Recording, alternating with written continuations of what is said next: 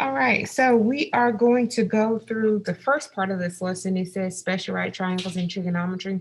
So we're going to do the special right triangles today, and then we'll do the trigonometry part tomorrow. Okay. So how is a right triangle used to find a sine, cosine, and tangent of an acute angle? And is there a unique right triangle that must be used? And then we're going to use properties of special right triangles and then find trigonometric ratios using right triangles. So again, like I said, today we're just going to use the properties of special right triangles. And so that's why you only need 2 index cards, because we're only going to go through the first couple of lessons. Do we have this written down?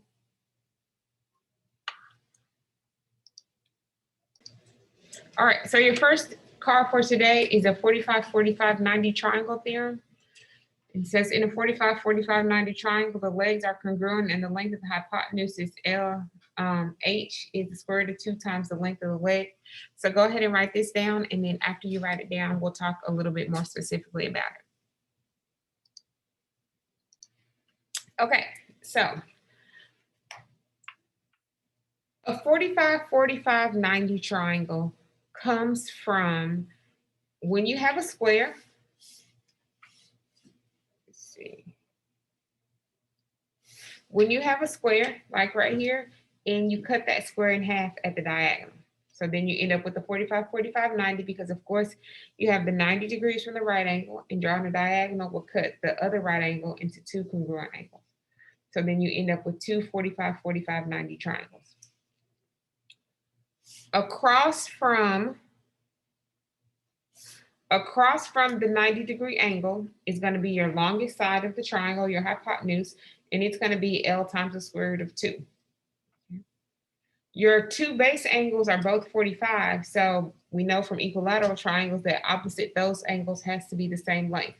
So when I see 45, 45, 90, I always think L, L, and L root 2, because across from the 45 is L, across from the 45 is L, and across from the 90 is L root 2.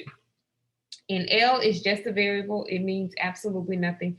It's not anything specific about it. It's just a variable. Okay? So let's put that to some use. So first thing I want you to do is I want you to go ahead and draw the 2 pictures, leave a little bit of space, and then we're going to work them out.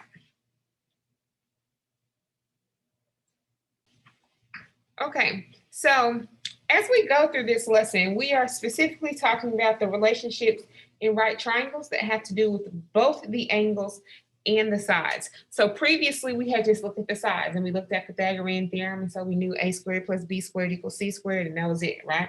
So now we're adding in the angles in the mix, because we know at least one angle is a right angle, but the other 2 can be anything that adds up to 90 degrees, right? So there's an infinite possibility.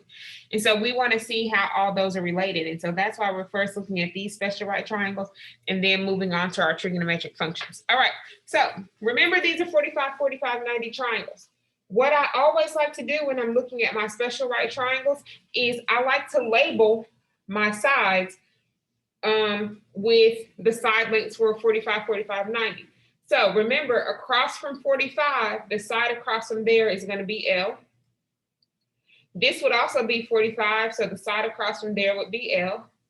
And then across from the 90, I'm going to have L root 2. So now I have all of my sides labeled. And once I'm at this point, then it makes it like 10 times easier to see the things that I need to see. Because if you look right here, I know that 9 is equal to L, right? And if I look right here, I know that X is equal to L root 2. So those are 2 things that I can use. 9 is equal to L. And then L is equal to, nope, wrong thing, sorry. And then X is equal to L root 2, right? So if 9 is equal to L and X is L root 2, then that means that X has to be equal to 9 root 2. Just that simple. So if you label first, that will help you see a lot easier how to manipulate the numbers to figure out the value that you need. So in the other one, it only gives me the right angle, right? But it tells me that this side is 6 root 2 and this side is 6 root 2. So if those 2 sides are the same, base angles theorem tells me that these angles are 45.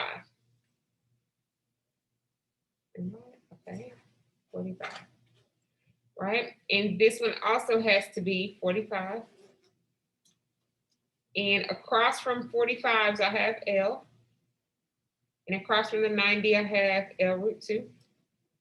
Right? So I know that X is equal to L root 2. And right here, I know that L is equal to 6 root 2. So if I want to find X, then I know that X has to be L, which is 6 root 2, times root 2. Does that make sense? Okay. So then square root of 2 times the square root of 2 is the square root of 4, and the square root of 4 is just 2. So then I end up with 6 times 2, which is equal to 12. So X is equal to 12. Do you guys have any questions? Any questions over here on the computer? No? Okay, let's look at another one.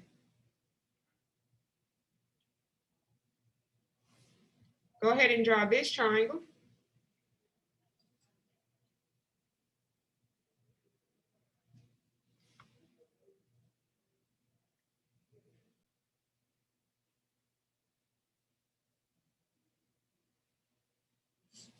All right, so again, this is a 45, 45, 90. So across from 45 is going to be L. Across from 45 is going to be L. And across from 90 is going to be L root 2. All right, so right here, we know that A is equal to L. And right here, we know that 8 is equal to L root 2, right? So if 8 is equal to L root 2, then we need to solve for L. Because if we can solve for L, then we have 8. So in order to solve for L, we're going to divide both sides by the square root of 2. And so then I end up with 8 divided by the square root of 2 is equal to L. Now, if you remember, you cannot have a root in the denominator. Good morning, Panther family. At this time. Okay, so like I was saying, you cannot have the square root in the denominator, so you have to rationalize. Remember, we can change any number by multiplying it by 1, and 1 can look many different ways. So I'm going to multiply 8 over the square root of 2 times the square root of 2 over the square root of 2, because the square root of 2 over the square root of 2 is 1. So I can multiply anything by 1. So multiply straight across with fractions. 8 times the square root of 2 is 8 root 2. Square root of 2 times the square root of 2 is the square root of 4. Square root of 4 is 2. And then 8 divided by 2 would give me 4. So I have 4 root 2 is going to be equal to L. And so that means that it's also equal to A. Make sense? So you cannot have a radical in the denominator. If you do, then you have to rationalize your denominator by multiplying it by 1. So anything that equals 1 so that you can change the appearance. Questions? Computer? All right. So here's your next card. It's off. And I'm going to give you a minute to write this down, then we'll discuss it. Okay, so a 30, 60, 90 triangle happens when you have an equilateral triangle. So all sides are equal, all angles are equal. And you drop the altitude from a vertex to the other side. You end up with 2 triangles, and your 2 triangles are going to be 30, 60, 90 triangles because you have a 90-degree angle. The other angle is 60 because it's equilateral in an equilateral triangle. All 3 angles are 60. And then where you've dropped that altitude from, you're cutting that angle in half, you're bisecting it, so you end up with a 30-degree angle, okay? So then in a 30, 60, 90 triangle, across from 30, you have S. Across from 60, you have S root 3. And across from 90, you have 2S. So for 30, 60, 90, you have S root 3, and 2S. Okay? S root 3, and 2S. So let's apply that to a triangle.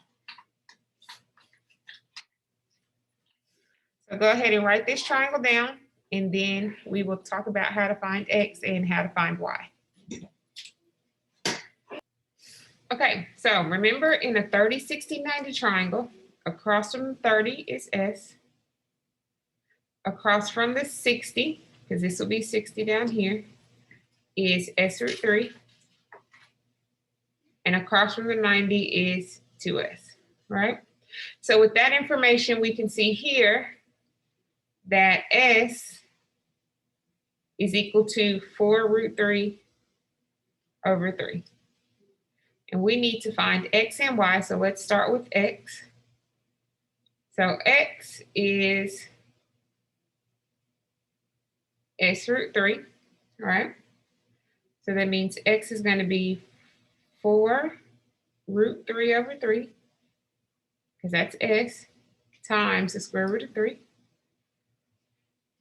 Okay.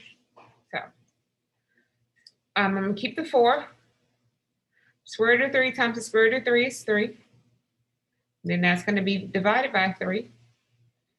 Those 3's will cancel, so I end up with 4. So 4 is equal to X. So this is 4. And then Y is equal to 2S. So that's equal to 2 times 4 root 3 over 3. So 4 times 2, or 2 times 4 is 8. So I have 8 root 3 over 3, which can't be simplified. So Y is 8 root 3 over 3, and X is 4. Any questions? Does that make sense? Any questions over here on the computer?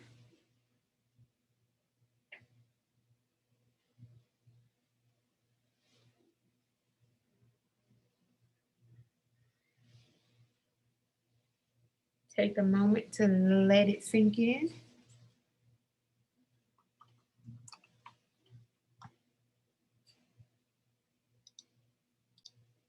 All right, next. Okay, so the road sign shaped, this road sign is shaped like an equilateral triangle. Estimate the area of the sign by finding the area of the equilateral triangle. So if we want to be able to find the area of the sign, we need to find the area of an equilateral triangle, which means we first have to know how to find the area of a triangle. So the area of a triangle is equal to the base times the height divided by 2, okay? Or half the base times the height, however you look at it. So of course, we know this length here, right, is 36, so that's gonna be our base. So we got 36, we gotta figure out what the height is, and then it's gonna be divided by 2, all right? So then the height is going to be from the vertex perpendicular to the base. So that's going to be our height. We know it's perpendicular, so that's a right angle. So we end up with 2 triangles, right? So I can use this triangle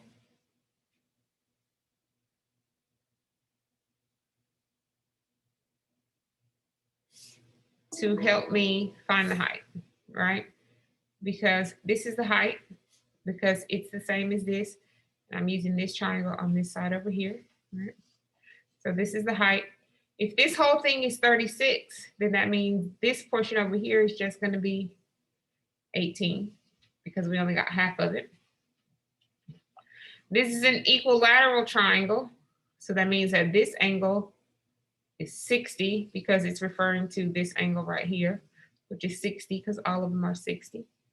So this has to be my 30. So then I need to label, if this is a 30, 60, 90, I need to label my S, S root 3, and 2S. So across from 30 is S. Across from 60 is S root 3. And across from 90 is 2S. So I got that much. And so right here at the top, then I can see that S is equal to 18. So S is equal to 18. And I know H is equal to S root 3. So then H would be equal to 18 root 3. So 18 root 3 is my height, right?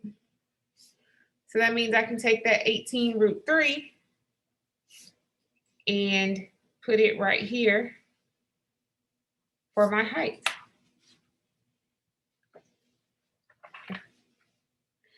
And 36 divided by 2 is 18. So I end up with 18 times 18 root 3. 18 squared is 324. So I end up with 324 root 3. And that's going to be the area of my triangle.